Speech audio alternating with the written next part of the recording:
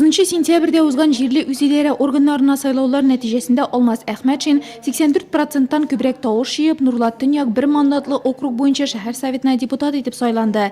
Бүген шул депутатлар арасыннан Бердәм Россия Бөтен Россия партиясының җирле сияси советы утырышында аның кандидатурасы җирлек башлыгы вазифасына тәкъдим ителде. Сияси советның карары депутатлар төркеме утырышында карауга кертелде. Кандидатка теләктәшлек күрсәтелеп, ул шәһәр советы сессиясе көн тәртибенә куелды. Шәһәр башлыгы вазифасына кандидат, шәһәрлеләр, иҗтимагый берләшмәләр һәм Татарстан Республикасы президенты тәкъдимнәрен исәпкә алып сайлана.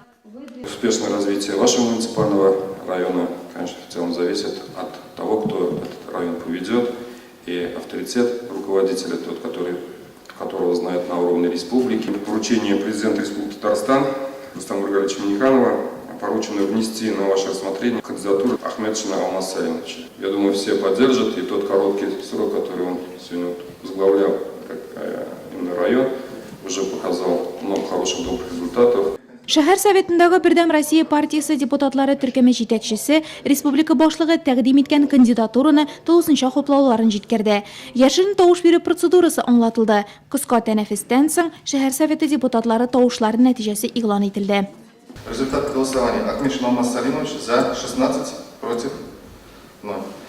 Таким образом, главой города Нурлат избран Ахметшин Алмаз Салимович. Поздравляю. Шәһәр советы уставы нигезендә яңа сайланган шәһәр башлыгы присяга китерде. Хәзер инде шәһәр башлыгы итеп сайланган Алмаз Әхмәтшин киләчәктә үз вазифаларын намуслы һәм муниципаль берәмлектә яшәүчеләр ихтыяҗларын исәпкә алып башкаруын белдерде. Хочу высказать слова искренней благодарности за оказанное доверие.